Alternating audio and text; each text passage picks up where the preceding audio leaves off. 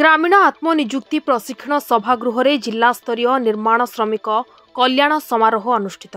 गजपति जिला पारलाखेमुंडी स्थित ग्रामीण आत्मनिजुक्ति प्रशिक्षण सभागृह रे आज 12टा बेले जिला स्तरीय निर्माण श्रमिक कल्याण समारोह अनुष्ठित हो जाइछि। जिला श्रम अधिकारिणी श्रीमती भारती बेहरा सभापतित्व रे मुख्य अतिथि जिलापाल विजय कुमार दास, सम्मानित अतिथि डिविजनल लेवल कमिश्नर बाबू चरण पात्र, श्रीमती सुमित्रा माझी प्रमुख श्री जगन्नाथ विग्रह ठारे प्रदीप प्रज्वलन करी कार्यक्रम शुभारंभ करथिले। एही अवसर में निर्माण श्रमिकर अवदान एवं देशर विकास क्षेत्र में सेमानकर भूमिका को नहीं अतिथि माने निज निजर अभिभाषण प्रदान करथिले।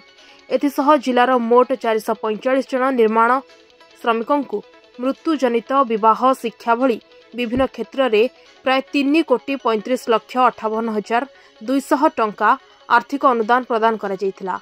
एथिसह 54 जन को निर्माण श्रमिक परिचय पत्र प्रदान करा जायतिबा बेले विभागीय कर्मचारी माने यार परिचालना करथिले। मु जिला श्रम अधिकारी गजपति। आज एक्चुअली आमर एक निर्माण श्रमिक मानक गोटे प्रोग्राम थिला जोटा श्रम कमिश्नर को निर्देश अनुसार आज आम जिला स्तर में से अनुष्ठित कर देइछु। और मुख्य अतिथि भाव आमर जोग देइथिले सम्मानीय जिलापाल महोदय और सम्मानित अतिथि भाव में जुग्म श्रम आयुक्त, प्रभागीय श्रम आयुक्त, कार्यनिर्वाही अधिकारी इत्यादि जोग देइथिले। मुख्य उद्देश्य थिला लोकों को आम सचेतन करूँ जो माने भी निर्माण श्रमिक वंचित अच्छा से निज को पंजीकरण करातु एवं सहायता जो आमर अच्छी से विषय जानतु एवं तार लाभ पातु। और जो मैंने करथिले आम आज पाखापाखि 391 जन को आज सहायता बंटन करूँ। मृत्युकालीन सहायता, बाहाघर देचु, झील बाहाघर डेथ बेनिफिट और एजुकेशन सहायता देचु। आ सहित आम 56टी कार्ड नुआ भाव में जो मैंने पंजीकरण होता कार्ड बांटीचु से भी करेचु सचेतन जो मैंने वंचित अच्छा आसिक पंजीकरण करेंगे आर लाभ उठे। पंजीकृत करने किस प्रकार भाव में आम पंजीकृत करवा कहीं दलाल मान